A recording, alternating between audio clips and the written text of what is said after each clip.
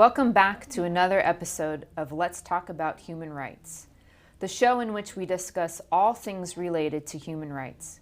I'm your host, Jules Allender, and I am part of the California chapter of Youth for Human Rights International.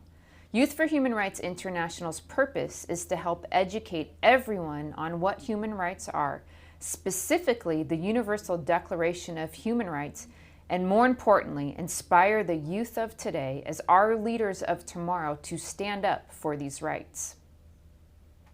For each show, we like to take up one right and try to broaden your understanding of how this right is important to you and your loved ones. For today's show, we'll be looking at human right number 1, which states, all are equal before the law and are entitled without any discrimination to equal protection of the law. All are entitled to equal protection against any discrimination in violation of this declaration and against any incitement to such discrimination. Let's go ahead and take a look at this PSA on this human right.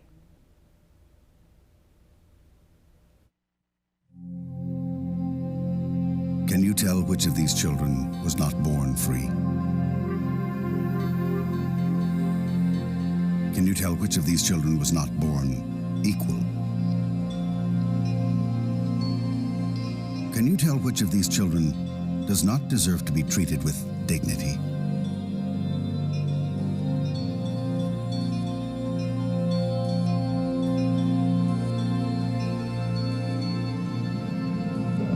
We can't either.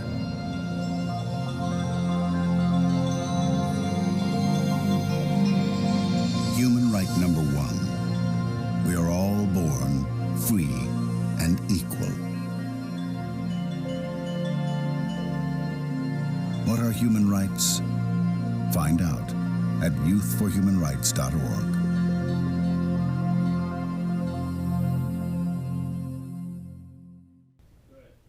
Let's examine these ideas a little more closely. First, it states, all humans are born free and equal.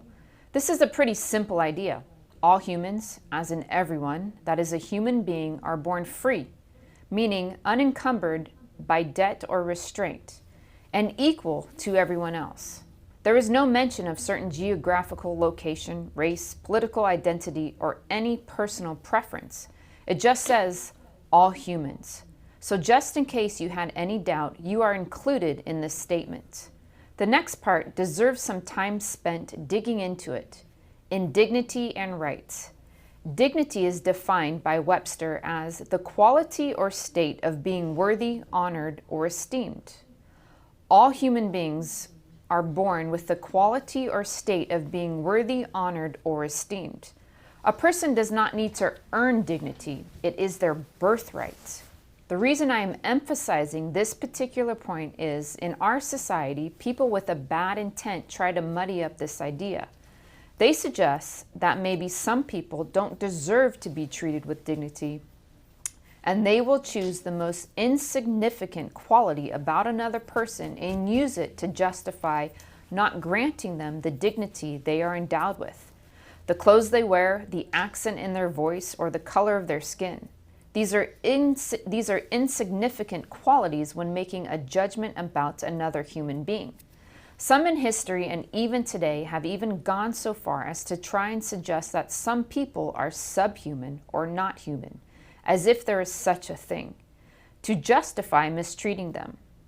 What is important about another human being is how they treat others. Do they contribute to the better of society? Are they responsible to their family, their place of work, and their community? And not just in the moment, but in general. Because who among us have not lost control of our anger and mistreated another? Only by being aware of these qualities can you truly place judgment upon another. And if you do, find that they are a scoundrel or a criminal, nowhere is it suggested or does it say, so now you can treat them in an undignified manner. It is a truly powerful individual that can treat others with dignity no matter the circumstances. This right, though, goes further and says, they are endowed with reason and conscience and should act towards one another in a spirit of brotherhood. What this is saying is that just as another should treat you as an equal and with dignity, it then goes to reason that you should have a conscience and treat everyone else as an equal and with dignity. In the wonderful essay written by the 21st century philosopher L. Ron Hubbard, What is Greatness?, he points out, and I quote, "The hardest task one can have is to continue to love his fellow despite all reason he should not. And the true sign of sanity and greatness is to so continue. For the one who can achieve this, there is abundant hope. For those who cannot, there is only sorrow, hatred, and despair. And these are not the things of which greatness or sanity or happiness are made. A primary trap is to succumb to invitations to hate. There are those who appoint one their executioners. Sometimes, for the sake of safety of others, it is necessary to act, but it is not necessary to also hate them. To do one's task without becoming furious at others who seek to prevent one is a mark of greatness and sanity, and only then can one be happy." He goes on later in the essay to say, and I quote, "It is true that beings are frail and commit wrongs. Man is basically good, but man can act badly. He only acts badly when his acts done for order and the safety of others are done with hatred, or when his disciplines are founded on the safety for himself, regardless of all others, or worse, when he acts only out of taste for cruelty. To preserve no order at all is an insane act. One need only look at the possessions and the environment of the insane to realize this. The able keep good order.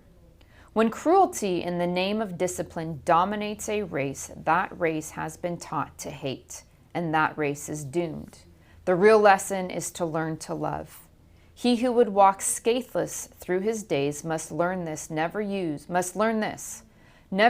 what is done to one as a basis for hatred. Never desire revenge. It requires strength to love man and to love him despite all invitations to do otherwise, all provocations, and all reason why one should not. Happiness and strength endure only in the absence of hate. To hate alone is the road to disaster. To love is the road to strength. And to love in spite all is the secret of greatness, and may very well be the greatest secret in this universe." The reason I am reading this to you, as you travel through life, not everyone will treat you with equality and dignity, but that is no reason for you to do the same to them and be like them. You should stay true to the ideals of human rights, that all beings are born free and equal in dignity and rights. They are endowed with reason and conscience and should act towards one another in a spirit of brotherhood and make that ideal a prominent fact in our culture. My guest today is Dr. Ahmad Soboh from the Islamic Shura Council of Southern California. Welcome. Thank you. Thank you for having me, Jules. Yeah, thank you so much for being here. I'm excited and looking forward to our conversation. Same here. Looking forward for it. Perfect. Tell me first, tell me a little bit about yourself. Sure. My name is Dr. Ahmad Soboh. I'm a resident of Southern California for the past 20 plus years. I'm originally from Palestine, small town in Palestine called Bethlehem. I'm sure many of you are heard of. I'm a dentist by profession, but also I'm an imam or a religious director, the equivalent of a pastor or a priest in the church. I serve as the religious director of the Islamic Center of Yorba Linda.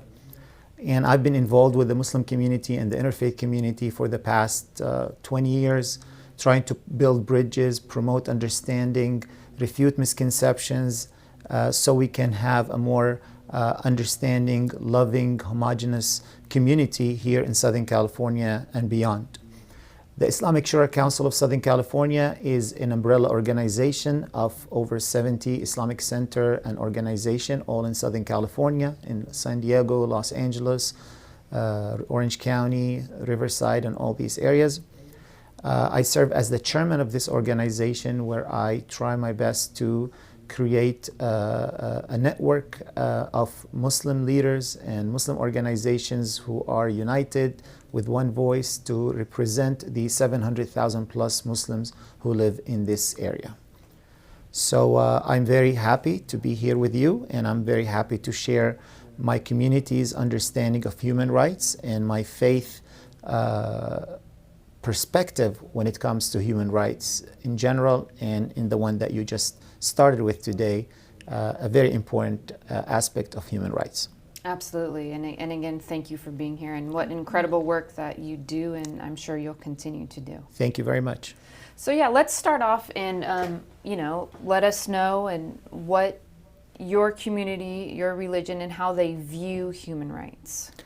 So for us as Muslims, we look at human rights as one of the most, if not the most important thing that our faith came to promote and protect.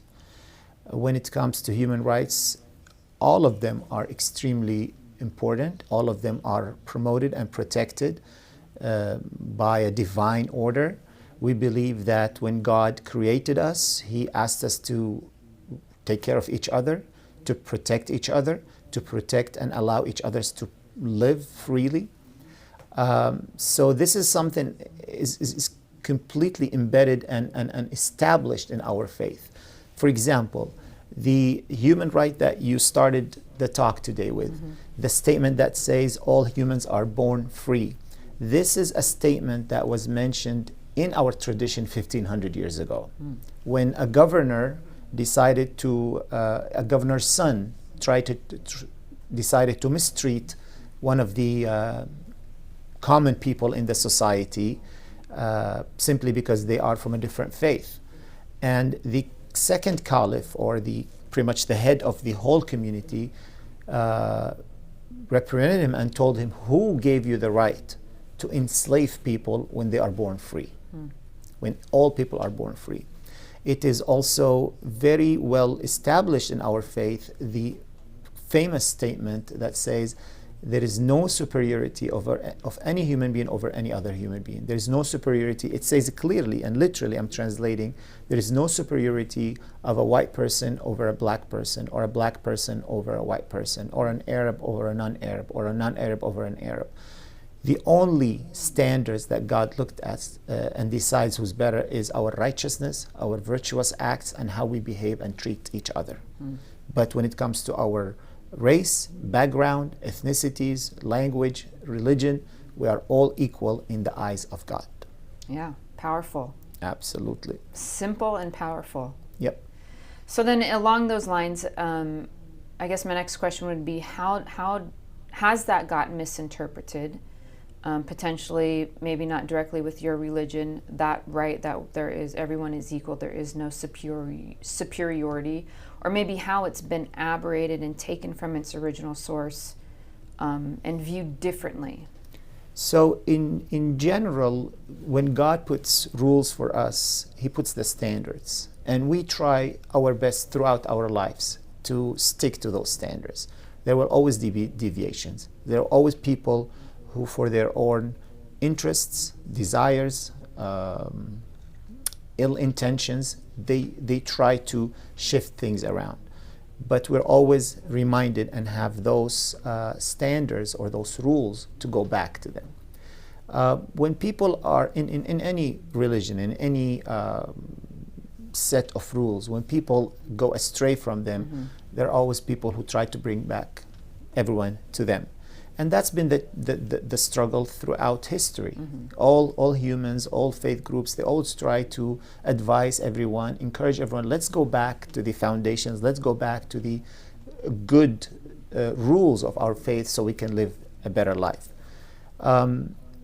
Over the years, Muslims been, unfortunately, the target of human rights violations more than many, especially in the recent history, for geopolitical reasons, for another reasons. But over the past century or so, Muslims around the world been the ones who've been suffering from human rights violations, that were their human rights were taken away from them, their ability to live a free and a good life was taken away from them. So that is something I personally experienced growing up in the Middle East under an occupation. We see nowadays people are going through that in China, in Burma, in in many other places, you'll see that human rights violations are very clear and very obvious when it comes to Muslims. So we nowadays are the ones who are experiencing these kinds of oppressions and injustice. So we know how it feels when human rights are being violated. Mm-hmm. So if someone is supposed to be an advocate for human rights, it should be us nowadays, mm-hmm. and should not allow it to happen not only to ourselves but to anybody else. Mm-hmm. Yeah, and you mentioned what is happening in China. Can you elaborate a little bit on that? So unfortunately, there's an ethnic group called the Uyghur, mm-hmm. who are Muslim Chinese minority. There is a very powerful system in China that's trying to deprive them from their human rights, the rights to practice their faith, the rights to have their own culture, the rights to have their own tradition, the rights to have, and they've been putting in kind of entrapment camps. They're called training camps, where they are forced to do things that are against their faith in an attempt or in an effort to convert them completely out of this faith that they lived in for centuries, to make them, according to the authorities, to make them more assimilated with the larger population. Mm. But unfortunately, that comes on the expense of them being deprived from their basic rights and basic human and civil rights that unfortunately has been taking place. And it's been taking place for several years now. Mm-hmm. And it's sad that no one is talking about it. Yeah, I would absolutely agree.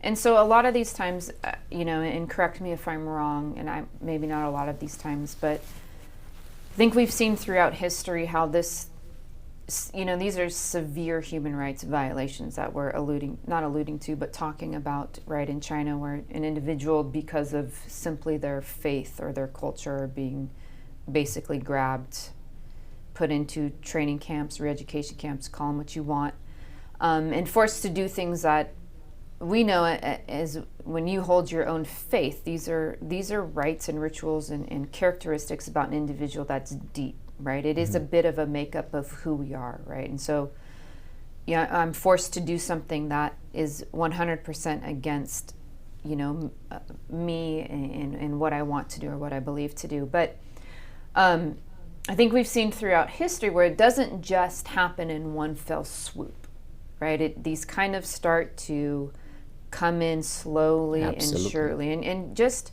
I'd love to hear your opinion or what you've seen, how this happens. Absolutely. So history repeats itself. It's a playbook. It's a blueprint. Whenever you need to take away people's human rights, you need to justify it to the others. You need to justify it to your community, to your society, to the public, to the international community, why you're doing this. And the devil's plot in every single time, or the evil plan in every single time, the first prerequisite to stripe the human rights of any group of people is to start by dehumanizing them, making them less of a human. And this happens to the African slaves, this happens to the European Jews, this happened to the Muslims around the world after 9/11. Whenever you want to take away the rights of people, the first step always is make them less of humans. Make others see them not worthy of being free humans. And that takes us back to the human right that we're talking about, that everyone is equal, everyone's born free, everyone born with the right to be a complete and free human beings. So if we take that, or we start that process of taking away their fullness or full human status, then others will look at, it's okay if you do this to them. It's okay if you take away some of their rights. It's okay if you mistreat them. It's okay if they got killed. It's okay if they died. It's just a number. It's not something that we should worry about. And that's unfortunately what happened every time human rights are being taken away. Yeah, absolutely. And, maybe even some, not lighter, but not as grave examples, like how they started, in terms of dehumanizing or making less of potentially a religious belief, right, or mocking one because of a religious belief. And an example that I've seen in the United States, maybe not yet so heavy and so grave, is what has been occurring with the Mormon religion. Mm-hmm. You know, where there's a play, a Broadway play. Oh my goodness. That tries to make not tries to, but makes less and makes fun. And this, to me, when I can view this and take a step back and go, well, this is the beginning of what you're talking about. We're starting to dehumanize a religious belief and a culture, because to some extent every religion has a little bit of a culture connected to it, right? The Moors of that group. Correct. You know, I went to school in Utah, and so was very familiar with the Mormon religion, and what I had heard is completely different of what the actuality is. And I went, oh my goodness. Actually, I think that specific play, and I don't want to give it publicity here, but it's an attack on all religions. Yeah. It's a vulgar way of demonizing and dehumanizing anyone who follows a certain faith. And the argument is like, this is nonsense, this is old school, this is stuff that we don't need nowadays. And they try to pick up on some bad examples that every group have. Every group has a bad apple in it. Right. And to choose that bad apple and say, look, this is how bad this group of people is not right. It's not fair. Muslims went through that after 9/11 when we were all stereotyped as terrorists. And just because a few bad apples did something horribly wrong, doesn't mean that everyone is bad. We do that, unfortunately. When we allow that to happen, we are kind of starting that process of making those people of less worthy of what they believe in, and less worthy of having the rights to do what they want to do. Yeah, absolutely. You know, I couldn't agree with you more that one individual does not represent an entire religion or even a small group of individuals. And that's where ignorance sets in, or stupidity on society, when we take that as truth, and when we take that one example. And so one of the examples, because I do go around, since I do go around and talk about my faith, and because I do get invited. People ask me, hey, come over, let us know a little bit more about your faith. Let us ask questions. So it's very common that I have to answer that question. Like, these are bad guys. They represent your faith. It's like, no, you know what? You cannot say the KKK represent Christianity. You cannot say Timothy McVeigh represent Christianity. You cannot say the Crusades represent Catholicism. You cannot say Hitler represents. You know, there's so many bad people. They belong to different faiths, and we cannot say just because of that person, everyone is bad in that group. And that's called generalization and stereotyping. And another point that you mentioned earlier, that when you get to know people up close and personal, you find out that all these stereotypes are just false. You get to know the human part of those people. You get to see that, you know, they're not as what whoever likes to portray them and make them look bad, they're not as way. And that's the key to avoid or fight dehumanization of any group. Get to know them, get to meet them, get to understand what they're thinking, get to understand what's their concerns, why they believe that way, why do they act that way, why do they do these things. Once you know people personally, it will make a huge difference in our lives. And that's what we want everyone to know. Get to know others, get to meet others, get to learn. If you heard anything bad about a group of people, go and get to know them, get to talk to them. It makes a big difference. Yeah, absolutely. I agree 100%, because that's exactly what happened to me. I'm like, oh, they're just regular people. They have very high standards, and, you know, so my affinity for that religion and wanting to learn more, you know, grew tremendously. Good. So back in terms of human rights, and you touched on this a little bit within the Muslim religion, but how I guess my question is kind of twofold. Like, how inside that religion do you protect others' rights, and what does one do if they see or are aware of a human rights violation? Okay. So it's a system. It's a whole package that start by promoting the dignity of every human being, regardless of their faith, regardless of their race, regardless of their ethnicity or background. All humans have the right to live, have the right to have freedom, and that's the first step. And then comes with other prohibitions. You're not allowed to put people down. You're not to talk to people in the wrong way. And then we get the examples in history, especially from faith leaders like Prophet Muhammad, when the way he treated those who mistreated him, the way he treated minorities, the way he treated people who have less strength and power in the community, the way he talked to people and disciplined people who thought that their race or their superiority allows them to mistreat others, how he corrected that misunderstanding. These statements in our faith traditions, in our holy books, our holy book and other books that talk about that whoever protects one human being or saves one life, as if he saved whole humanity, and whoever kills one life, as if he killed all humanity.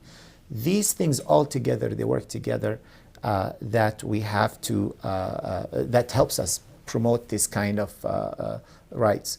Also, the encouragement to, when you see something wrong, do something about it. Mm-hmm. There is a very famous tradition or statement in Islam that all Muslims know, that if you see something wrong, act against it. If you cannot, speak against it. If you cannot, at least reject it with your heart. Mm. So if you see any kinds of human rights violation around you, do something about it. Try to fix it. If you cannot, at least speak against it. If you cannot, then at least make sure it's not okay in your heart. Because sometimes you're in a very dangerous situation where you cannot do anything or you cannot say anything. I mean, we in America, we don't have that fear, but some parts of in other parts of the world, they cannot even speak. Right. The freedom of expression, the freedom of speech is not that allowed. It's not practiced in many parts of the world. So even saying something against injustice will get you in trouble. Right. So if you are in that situation, at least reject it with your heart. And this is the weakest form of faith, as it says.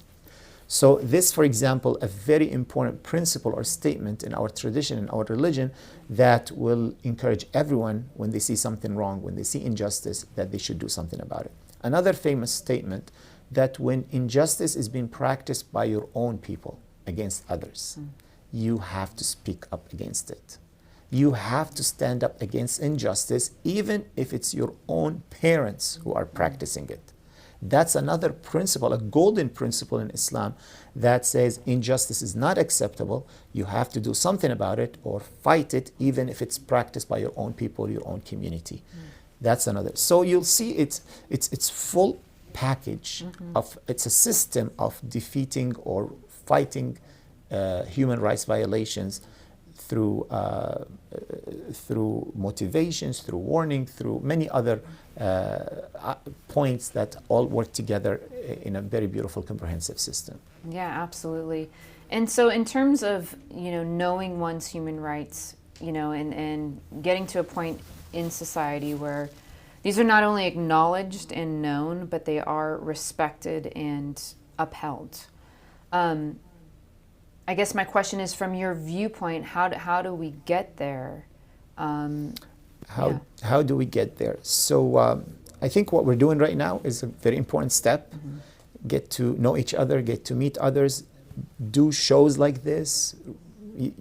I was very touched by the fact that you are doing this as a volunteer. It's a passion in life that you want to do something to improve people's lives. If you are able to change one individual's life around the world with these talks and these shows, that's good, right? So as we say, don't curse the darkness, rather turn on or light one candle instead of cursing the darkness, right? So doing at least something. Don't just stand on the sidelines. I know that sports terminology. Get into the game. Right. Get and start working on things. And if you see something wrong, speak against it. Do something about it. Teach our children, teach our youth that, it's not all about video games. It's not all about buying the brand names. It's not all about have a component in your life where you actually do something to protect others' rights. When we see a mass effort to dehumanize a group of people, we need to all stand up against it. I loved it when there was a few years ago a travel ban against Muslims in the United States. And if you went to the airports around us, LAX and other airports where they would prevent Muslims from entering simply because they're Muslims, there was a huge demonstration in front of the airports by everybody saying that's not acceptable, that's not right, that's discrimination, that's unjust, that's injustice. That kind of work that we need to do all together. And when there's a call for action, we should all put our hands together and go on. Because when we are united against these things, it makes it much weaker. Yeah. And if we allow it to divide us and say, oh, it's just a Muslim issue, it's just a Mormon issue, it's just a Jewish issue, that's when they can get away with it. Yeah. So we have a lot we can work on together. Building bridges with other communities, working together with other communities on good causes, that's another way of making sure that our human rights are being protected. Internationally, our government has a lot of power around the world, and we need to talk to our elected officials and tell them, hey, there is some kind of human rights violation in this part of the world. We want you to speak up when you are meeting with your fellow congressmen and congresswomen, that our government should say something about that, should use its leverage or its strength or its power or its connection and its friendship to prevent these human rights violations from taking place. So there's so much we can do. Yeah. The worst thing is not to do any of it. Yeah, absolutely. And so I know we've spoke, a lot about kind of the dark side, one could say, or the violations, but I know you had previously shared a story, I believe so, where a group of other church members from other faiths, I'd love for you to share that, because it shows where we can get, where I think deep down we are, but it's showing that and doing that over and over again. I'm glad you said that. In general, we are good people. In general, we have so much goodness in our hearts. When in America, when I go around and I talk about Islam, is all about refuting the misconceptions about Muslims, telling my fellow Americans that no, Islam is not what you see on TV. Islam is not what you see in the movies or in Hollywood. Islam has a lot of good things. And I try to present the true image or the true side of the Muslim community. When I travel to the Middle East, for example, I do the opposite. I tell people about the good part of America, because they have also a misconception about America and about Americans. And I try my best to show that, no, listen, the American people are generous, good, kind people. And I mentioned the example or the story that you mentioned, which is on 9/12, right after 9/11, 2001, we have an Islamic school in the city of Claremont, California, where a group of Christians from 2 or 3 different churches came together. They knew that someone might act in a wrong way against our own children because of 9/11. People are emotional, people are ignorant, people are irrational at that time. So what they did, they came and they created a human chain around our Islamic school and Islamic center to protect it from anyone who wants to act in a retaliation to 9/11 against the people of that community. It was heart-touching, it was heartwarming, it was so nice to see people protecting our school and our children with their own bodies because they knew that someone might act in a wrong way. Yeah. Now, why did this take place? Of course, because of their good heart, because of their kindness, because they believe in not generalizing or stereotyping others, but also because they knew the people in that center. It was relationships that were built over years. They knew that these people are good people and they don't deserve to be harmed, so they wanted to protect them, and that was beautiful. Yeah, absolutely heart-touching and beautiful. And I would reiterate what you said, the majority of humanity, they are good people. Absolutely. And so to hear that, it really touched my heart when you shared that the first time. And, and I think we all have the right and the responsibility to protect others' human rights, because as you had mentioned earlier, a violation on your human right is a violation on mine, right? And so we need to just ensure that we uphold these. Absolutely. We are all people who have kindness and niceness in our hearts. Unfortunately, we live in difficult times. We should not allow those difficult times control our actions and our feelings towards others. And I think I'm very hopeful that we can make a difference in the world. Well, you are, without a doubt. Undoubtedly, you very much are. Thank you. Same to you as well. Appreciate it. Excellent. And so as we finish the interview, we ask every guest this final question is, what is your favorite human right and why? So for the world in general, all of them are great for me. I will defend each one of them, and I will defend the right that's been violated at a certain place. So if people don't have the right to practice their faith, I would fight for that in that locality. If people are not having the right to have a free life, I'll fight for that.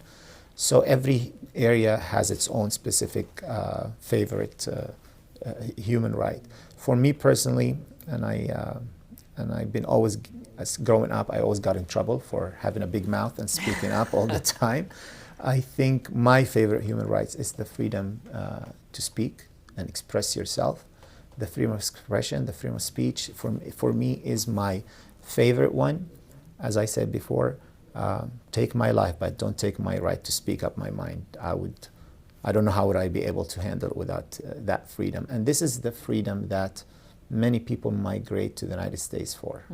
Many people, yes, they want economical prosperity, they want good future for their families and their kids, but the freedom to speak up your mind, the freedom to criticize your government, the freedom to criticize the president, the elected officials when they do wrong, that is a golden right that many people around the world are being deprived from, and we Americans should appreciate it, and we should practice it in the proper way and the respectful manner. When you want to speak respectfully, speak the truth, and don't be intimidated by anybody. Awesome. Very well said. Thank you. Yeah, thank you for sharing. And thank you for being on the show, and ultimately for what you are doing as you are fighting. I mean, you're just doing a tremendous amount for many people. So thank you, Jules. Yeah. Thank you, and God bless you for doing what you're doing. And may you have the strength and the ability to do it for many years to come. I appreciate that. Looking forward to be back here again. Absolutely. Well, that's our show for today. I hope you enjoyed it and received some tremendous information, and more importantly, act on the words that were spoken today. If you see something that you know is not right, do something about it. If you cannot do something about it, speak about it. And if you cannot ultimately speak about it, never agree with it, because that is the only way that we will have our human rights, is if we fight for others. As you know, we are always looking for a very inspiring story. So if you have one of those, please share it with us. Do check out our website to look at all of our PSAs on every one of the 30 human rights. They're in 17 different languages. Make sure you check out our social media channels. Our Facebook page is Youth for Human Rights California, and our Instagram and Twitter handles are @YHRCAL. Thank you, and until next time, I will see you.